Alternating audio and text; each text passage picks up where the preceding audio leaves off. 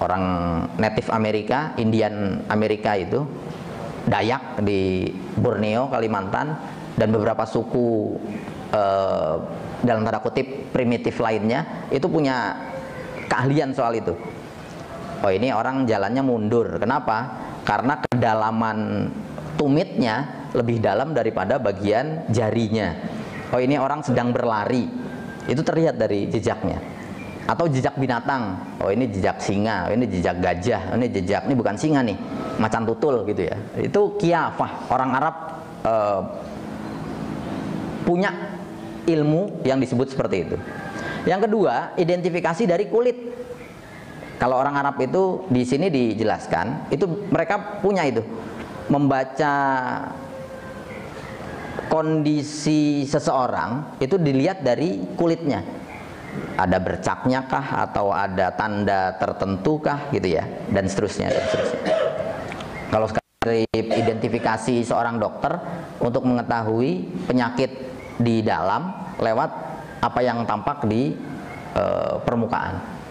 Yang kelima, ada ilmu juga yang ditulis oleh Fakhrazi, ilmu dari sumber air. Di sini nggak disebutkan sih contohnya, cuma saya pernah dengar untuk mengetahui sumber air di satu tempat itu menggunakan daun pisang, ditutup gitu ya di malam hari, besokannya bagian yang paling banyak embunnya di situ layak untuk dibuat sumur. Saya nggak tahu Bapak Ibu tahu itu atau enggak, dan saya belum pernah coba juga. Jadi kalau mau mantek sumur pakai cara itu silahkan, tapi kalau meleset jangan salahkan saya, karena kan saya belum pernah coba gitu. Tapi bahwa ada cara membaca air itu ada. Yang keenam, ilmu prospeksi tambang mineral. Kita tahulah ini kita udah tahu sekarang. Jadi ilmu ilmiah kan geologi itu. Oh iya, nih kandungan timahnya ada, oh ini kandungan minyaknya ada, dan seterusnya. Yang ketujuh, ilmu meramal hujan. Nah, ini kita juga tahu. Sebagian ilmiah, sebagian lagi tahayul. Kalau sudah dilihat citra satelitnya, gumpalan awannya di sebelah mana, suhunya sekian, kejumudan awannya sekian, pasti akan jatuh hujan.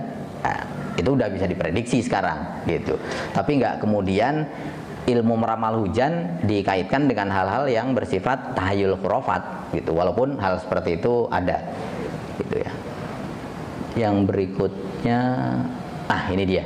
Ini bagian akhir dari pemaparan pagi ini. Di buku ini akan dilanjutkan lebih detail, dan tentu tidak perlu dijelaskan sedetail itu, tapi di bagian akhir ini, dan itu menjadi awal untuk masuk ke bagian berikutnya, Fakhrur Razi menyampaikan teknik untuk mengetahui watak seseorang. Nah, di sini dijabarkan oleh Imam Fakhrur Razi ada 6 cara untuk mengetahui watak kepribadian seseorang. Yang pertama, berdasarkan bentuk dan rupa. Ya, kita tahulah itu. Jadi orang yang penampilannya begini akan kita tebak tuh, ini kayaknya wataknya begini, gitu ya. Yang berikutnya, jenis suara. Ya, kita juga tahu itu. Makanya kita sering kan, suaranya begitu, kok orangnya kayak begitu, gitu ya. Suaranya berat, berwibawa gitu. Nggak taunya orang krempeng, kecil. Gitu. Sebenarnya nggak ada masalah kan. Orang krempeng kecil pun terkadang suaranya bisa juga berwibawa. Tapi ketika muncul orangnya kecil, kecewa itu yang, suaranya kayak galak gitu. Begitu muncul orangnya kok kecil, nggak match. Atau orang yang besar, tinggi besar, tapi suaranya krempeng kecil. Sama tuh bikin orang kecewa juga. Jadi orangnya besar, begitu bicara suaranya kecil, itu biasanya orang senyum-senyum. Kok suaranya begitu ya, badannya sebesar itu gitu. Jadi terkadang seperti itu.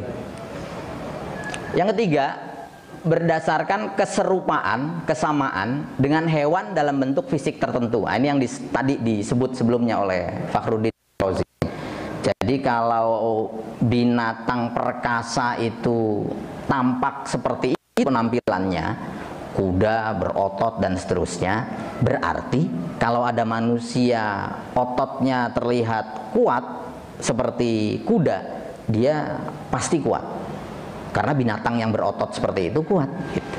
Atau mata misalnya, ada hewan-hewan tertentu yang tatapan matanya atau bentuk matanya tajam. Berarti kalau ada manusia yang tatapannya seperti elang gitu, atau tatapannya seperti harimau gitu, itu pasti memiliki ketajaman juga dan seterusnya gitu ya. Yang keempat, Fakhrul Razi menyatakan berdasarkan ciri fisik rasial kita bisa mengetahui watak juga. Nah, kita tahulah itu, nggak usah jauh-jauh ke Timur Tengah, di Indonesia sendiri kita tahu. Ini kayaknya orang Sumatera nih, ya. Nah, kayaknya orang Jawa nih. Nah, ini kalau ini udah nggak pasti nih. Walaupun dia ngakunya orang Solo, tapi jelas orang Ambon dia, kayak gitu-gitu ya. Itu kita tahu. Ciri rasial di seluruh dunia seperti itu. Yang berikutnya, berdasarkan perbedaan jenis kelamin. Nah, ini juga nggak terbantahkan. Laki-laki seperti itu, kita akan cenderung, ini kayaknya begini. Perempuan seperti itu, ini kayaknya seperti ini. Gitu ya. Yang terakhir, berdasarkan watak yang sudah diketahui. Jadi yang tadi itu pengalaman empiris. Orang yang berwatak seperti ini cenderung pemarah, orang yang berwatak seperti ini cenderung pemaaf, dan seterusnya dan seterusnya. Selesai. Demikian yang disampaikan pagi ini Bapak Ibu sekalian. Mudah-mudahan bisa menambah wawasan kita bahwa di masa pertengahan Islam itu eksplorasi ilmuwan Islam itu bukan hanya melulu berbicara Quran, hadis, ijma, qiyas, bukan hanya itu ya, tapi merambah ke berbagai ilmu lainnya. Kitab ini perlu kita ketahui isinya lewat pembahasan pagi ini, itu minimal untuk mengantarkan kita ke pemahaman tentang itu. Dan oh ya, terakhir, kitab kuning kita itu Pak, itu terkadang isinya bukan hanya apa tajwid, apa tafsir, bukan hanya itu, tapi terkadang isinya astronomi, terkadang astrologi, terkadang biologi, terkadang juga psikologi seperti ilmu firasat yang kita bahas pagi ini. Demikian, semoga bermanfaat dunia akhirat. Terima kasih. Ada pertanyaan setelah ini dipersilahkan. Saya tutup dulu. Assalamualaikum warahmatullahi wabarakatuh.